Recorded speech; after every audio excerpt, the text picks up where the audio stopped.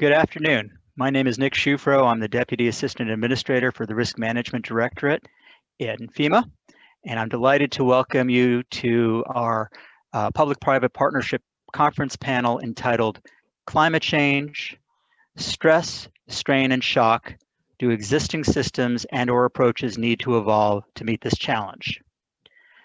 Thank you to the Chamber, Foundation, US Northcom, and our colleagues at FEMA and DHS for sponsoring this event. And thank you to the public, private, and nonprofit thought leaders who will be speaking on how private and public sector organizations could react to climate change. As this is a short panel, we are providing brief introductions and our bios are obviously available online.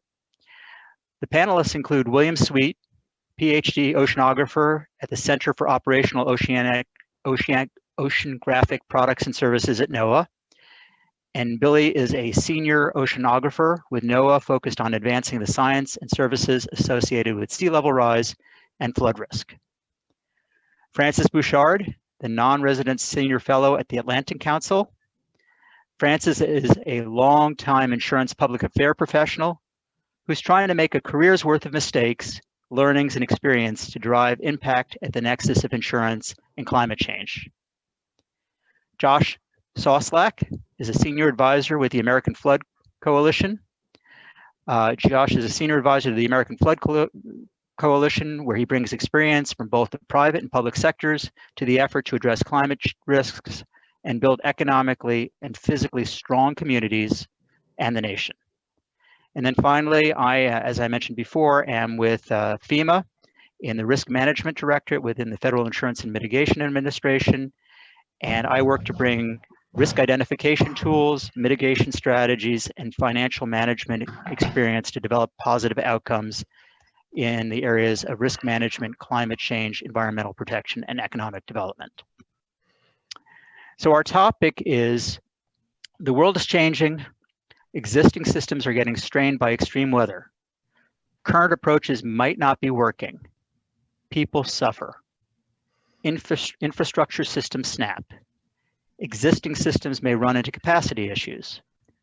A fundamental question is, do public and/or private sector stakeholders need to evolve or launch current systems, approaches, and tools to adopt to the stresses, strains, and shocks resulting from climate change impacts?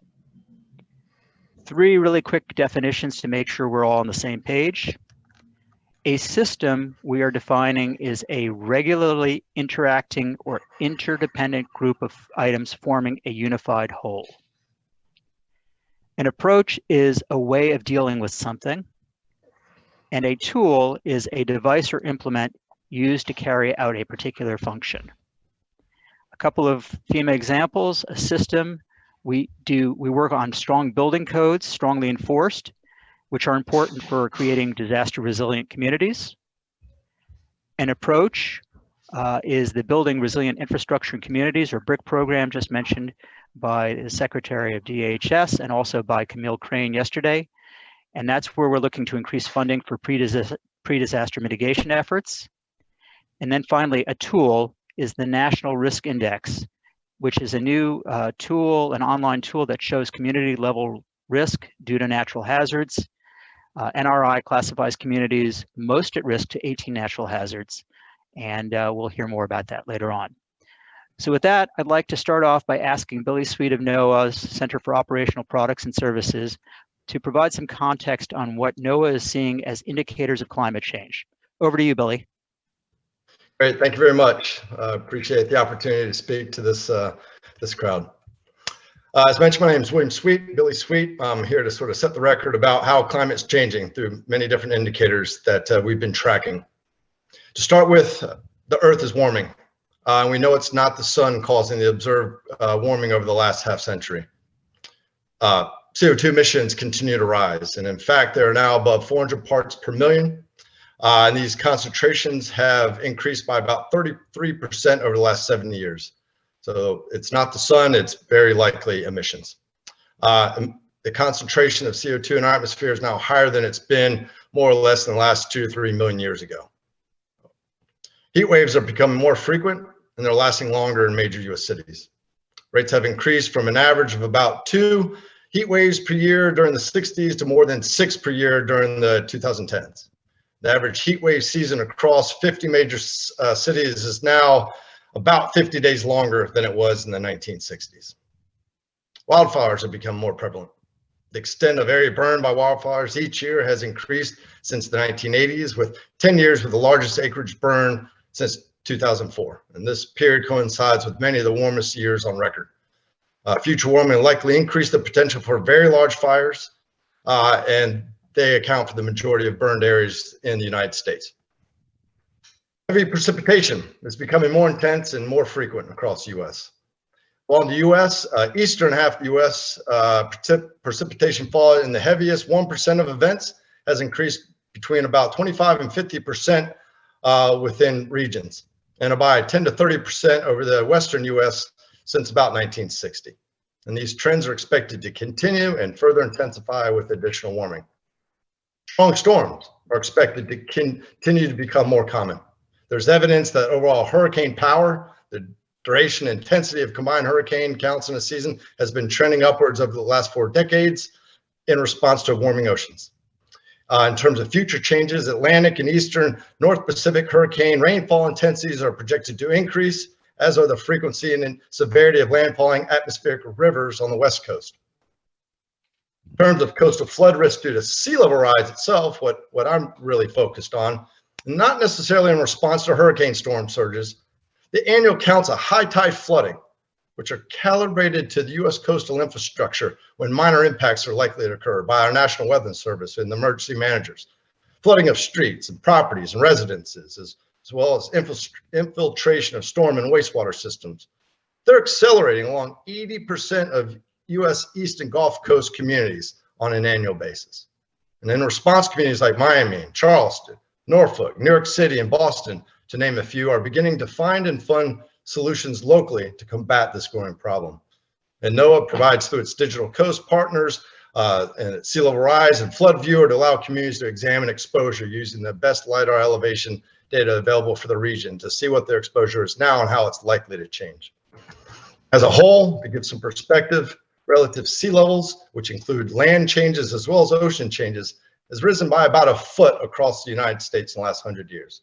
Though just in the last 20 years, high tide flooding rates have doubled, growing from about 1 to 2 typical on average in year 2000 to now 4 or so last year, with 3 to 7 expected next year. We're tracking these changes and giving next year outlooks so communities can plan and prepare and budget for the expected cost to respond: people, pumps, mobilization costs. As sea levels rise, flooding is becoming more likely, and until long-term measures are in place, these sort of stopgap Band-Aid responses are going to be necessary. For instance, where I live in Annapolis, high tide flood frequencies in year 2000 on average were about 2 days. Last year we saw 7 days. Next year, somewhere between 7 and 11 days are expected. As a whole, across the United States coastlines, relative sea levels are likely to rise an additional ½ foot, upwards of 1.25 feet in the next 30 years. And these are median values. In response, high tide flooding is likely to grow to 25 to 75 days on average, with many East and Gulf Coast locations having this flood become the new high tide if flood defenses don't change. A flood is only a flood if it actually floods. So NOAA, in coordination with its federal partners, have provided input to the 3rd and 4th national climate assessments about future sea level rise to help manage risk. And we're updating these as we speak for the 5th national climate assessment. We'll take these information to build better, in partnership with stakeholders, useful and used agency products and services to help decision makers confront this changing future with the best models and maps to make smart, informed decisions. So with that, I'll close. Thank you very much. Thank you, Billy, for painting such a vivid picture of the indications of climate change. Now we're going to ask some questions of each of the panelists, and I will start with Josh. Josh, what are the benefits of bringing the public and private sectors together to address the impacts of climate change while simultaneously growing the economy? What worked in the past and why? And how do we unlock additional funding to address climate change issues? What worked in the past? Thanks, Nick. And let me also thank Mark and the team at the Chamber Foundation for including me and the American Flood Coalition in this important discussion. It's clear to me by just looking at flood impacts, one of the myriad threats of climate change, we can see the impact on our communities and our economy. In the last 40 years, there have been 34 flooding events in the US where the total damage exceeded $1 billion. The cumulative cost of those events was over $156 billion. And that's just the big ones. It doesn't include the small ones. And as Billy just told us, climate impacts are getting worse. So I hate being the bad news guy. So here's the good news. We have the tools and the resources to address this problem if we all work together. Climate change is a whole of nation problem. So it requires a whole of nation effort to address it, as Caitlin noted earlier. We can protect our infrastructure and our communities by building smarter and better. But to do that, we have to understand and accept that there's a problem and that we can address it. Billy and the NOAA team, along with the other amazing resources in our federal science agencies, are already working with the private sector on risk models and tools, as he mentioned, that help us understand and plan for these events. Federal data and research is driving private innovation and development, and that's a great partnership. So now we have to take that and take action on improving our aging infrastructure that wasn't designed for this level of risk. And to do that, we've got to make investments. Congress is currently debating one of the largest investments in our national infrastructure since we built the interstate highway system in the 50s. And that's a critical part of this effort, but it's not enough. We have to engage private capital into this effort for 3 reasons. The first is that even $2 trillion as initially proposed by President Biden wouldn't have been enough to solve the problems we face today and in the future. So we've got to bring in the private sector. That's just how our economy works. But again, the good news is that the investors are ready. Just this morning, there was a story in my news feed of over $12 billion in funds closed by Brookfield Asset Management and the TPG Rise Climate Funds. That's just a hint of what's to come. So the second reason is that about half of our infrastructure in the US is privately owned. So we can and we must engage the private sector to invest in those assets. This requires an understanding about how these decisions are made, and I'm going to leave it to Francis to talk a little bit about that. So the third thing is, remember, I like to be the good news guy, so I save the best for last. The third thing is that investing in resilient infrastructure and communities grows our domestic economy. It creates high-wage domestic jobs. It spurs the development of technology and other innovative solutions that not only protect our communities, but we can then take that and export it to other nations as well, both to help those countries and to grow our economy.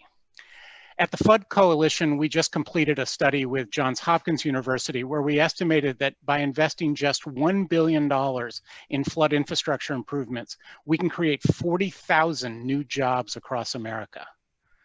Doing this will not only require action by Congress, but also the engagement of tens of trillions of dollars in idle private capital that sits with institutional investors like pension funds and all of our 401k accounts.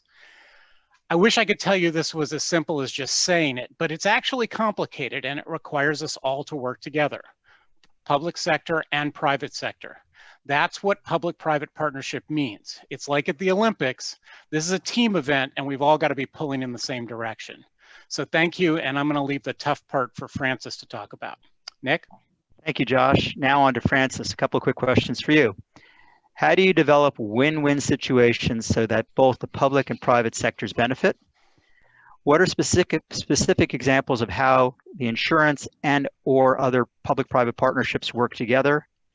And are there other systems beyond insurance that other financial institutions should assess in light of the increasing impacts of climate change? Great, thanks, Nick, and thanks, Josh, for suggesting I've got all the answers. I don't, I'm not sure anybody does. I would fully embrace and endorse the concept, though, that's going to take a radical collaboration, to use Nigel Topping's phrase, between the private and the public sector. And I applaud the Chamber for pulling together a panel like this that tries to highlight that. Nick, I'm going to take your questions in reverse order and talk first about kind of some of the system level changes that need to be made. And one that I would highlight is a renewed focus on capturing externalities. Now, when we talk about externalities, we typically focus on carbon pricing, but that's not necessarily what I want to focus on. There's a large debate on that already. I would focus more on the need for the finance sector and the housing and the construction sector to start to price in the externalities of continuing to build in places where we know are in harm's way. These are not free bites at the apple that we're taking here. And when we create problems for ourselves and grow the economic base that's exposed to climate, we're only creating problems down the line. So I do think that there needs to be a resurgent thinking in the finance sector around how we price in those externalities about growing the risk as we move forward. It's a tough balance. We're talking about tax revenues and growth, and no one wants to be against those. But to pick up Josh's point, it's going to have to be an all-team effort to kind of bring all the stakeholders together and understand and address this. You know, your second question about are there PPPs or versions of them that have worked with the insurance sector? And I'd say, yeah, there's a lot of them. You know, probably the most high-profile one today is a group called the Insurance Development Forum, where it's really a consortium between the World Bank, the UN, development agencies from Germany, Netherlands, England, elsewhere, and they're really and leading insurers and brokers. They're really focused on utilizing and leveraging the tools that insurance brings to the developing world. And the IDF is getting a lot of traction, and they're starting to move into maybe 20 countries out there. So it works. You know, there are other versions of it as well. There are project-specific PPPs like the Mexican Coral Reef Project that TNC, Swiss Re, and a few others have done. And then I'd say there are a few that we're quite familiar with, but we might not think about it in those terms. You think about the NFIP, you think about the crop insurance program, you think about the Terrorism Risk Insurance Act. These are all public-private risk-sharing mechanisms that have been put in place to deal with a very challenging and difficult exposure. And I do think, you know, if we go into to your first question now, and what are the win-wins, you know, I do think we need to start thinking in those terms, but also to think beyond risk transfer. And why I say that, I go back to your terminology about systems, approaches, and tools. You know, the insurance is an approach, but insurance is delivered through a tool of a 12-month insurance contract. You know, the ability of that contract to incentivize risk behaviors for a risk where it might develop in 5, 10, 15, 20 years is a challenge. So I don't think that it's going to be sufficient to focus on that tool. Similarly, insurance tends to incentivize resilient behavior at an individual property level. And these risks are systemic. So the insurance industry is going to have to think of a different approach to creating and delivering its value. Lucky thing is that we've done this before. You know, coming out of the 1890 World's Fair, where this incredible new invention called electricity was kind of unveiled to the world, a bunch of insurance companies got together and said, this is wonderful, but boy, you know, there's some risk here if we're going to bring, you know, these sparks and these wires into homes and factories around the world. So the insurance industry created something called the Underwriters Laboratory. Similarly, when the highway system was unrolled in the United States, the insurance industry got together in 1959 and created something called the Insurance Institute for Highway Safety. Not a road gets onto the car, not a car gets onto a road today in America without going through the IIHS rankings. We all know that. The point is the insurance industry went beyond risk transfer and started to think about risk awareness, risk identification, and risk mitigation. And I'd say that that's where we need to go to create these win-win situations in the climate space as well, Nick. Thank you, Francis. And then now back to Billy with NOAA's scientific and technical perspectives. Billy, what science and or services associated systems in NOAA is NOAA developing and refining to identify the impacts of and community vulnerabilities resulting from climate change, including addressing the challenge of sea level rise and flood risk? How confident are we in the data? Does uncertainty still play a role in determining our approach? And are our systems robust enough to be able to predict the stress, strains, and shocks arising from climate change?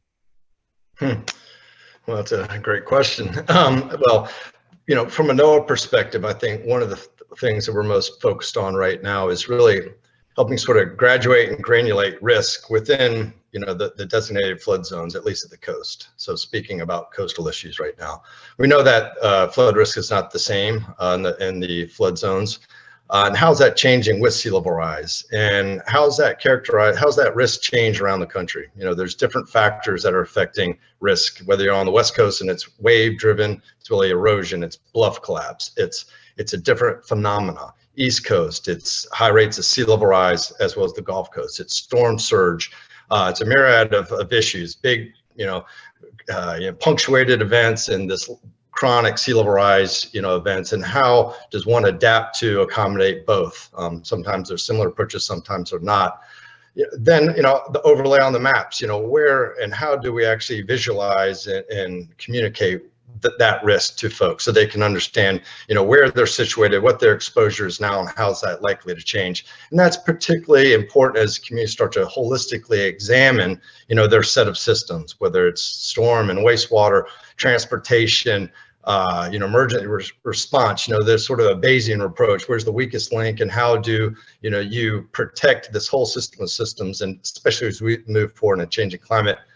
And then the underserved, the disadvantaged communities that might not really have the assets to really respond in a way. So that's a challenge. So, getting this information out in a way that's very easy to digest and use and incorporated within planning tools, I think is really the first step we're concentrated on here at NOAA, to work and build that capacity so that that review and that undertaking can be comprehensively done with, federally provided science and services and models, so that, everyone is sort of playing on a level playing field and can really utilize the resources they need then to spend to make the adjustments and mitigate accordingly. So not exactly answering your question, but I think at least in terms of science providers, providing the information to the users, whether it's the or the consumers, the other federal agency families that needs information, like the DoD, the Army Corps of Engineers who need this information, or it's communities alike. It's really trying to be forward-looking, but specific enough at locations that decisions are really made at a local level. So we need to do it everywhere, but we need to make sure it's specific enough so that decision maker at a place on a map can say, I can use this to make a decision. Thank you, Billy. Okay, so we have about 3 minutes left. And so what I'd like to do in our remaining time is open it up to each of the panelists, having heard your colleagues present, and open it up. If you have additional thoughts, you can either elaborate on what you've spoken about or some additional thoughts. And we'll start off with Francis, please. Yeah, Nick, I think I'd go back to Billy's astute point about the need to put the tools in place that people can use. I would go a step further though, Billy. It's not just access to the analytics and access to the science. In discussions I have with community activists and community leaders, they oftentimes struggle with the skill sets to actually know how to use those tools. So it's one thing to be given the key to a Ferrari, you actually know how to drive it, right? And I think industries like mine, the insurance sector, need to really think about, we have those skill sets en masse. We hire them and train them thousands at a time. Are there other ways we can bring skills from the private sector and make those available to the individual leaders who are making tough decisions and are being asked to understand the analytics when maybe that's not what they were brought up to do professionally. So Nick, I think there need to be new approaches to skills sharing, perhaps, and really embrace what Josh described rightfully as kind of this all of country, all of nation approach. Thank you, Francis. Billy? Agreed. You just can't dump sets of information on folks and expect them to know how to transform this into decisions. And I think that is that capacity building part that it's so important that Francis mentioned. We want to make sure that folks can actually use the information we're delivering and customize it in a way, whether it's through boundary organizations or other private entities or partnerships. I'm all for it.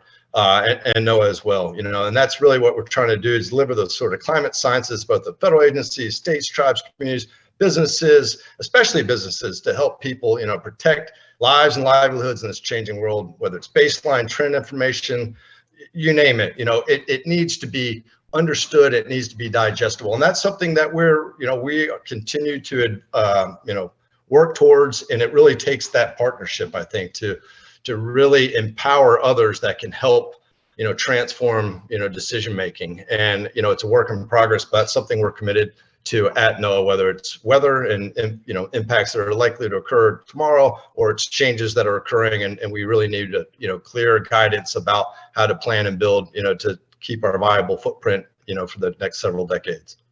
Thank you, Billy. Josh, last word. How about 4 things? Funding is great, but it's not just money, it's business risk and process management as well, as Francis talked about. Permitting and project approval speed and confidence is key. I applaud the administration for understanding and focusing on this, as well as key issues of equity and inclusion. Another thing the federal government can do that doesn't always cost the taxpayers money is de-risking projects with loan guarantees and federal process tools, but they also realize that the private sector has a role to play in this as well. So finally, I just leave you with, it's a team effort, and only as a team, public and private, can we succeed. Thanks, Josh. Thank you again to our panelists who offered a wide variety of ideas on systems, approaches, and tools. Thank you again. We appreciate the opportunity to share some thoughts, and want to thank the Chamber Foundation, Northcom, and our FEMA DHS colleagues in sponsoring this event and inviting us to join today. Have a good rest of the afternoon, and thank you all.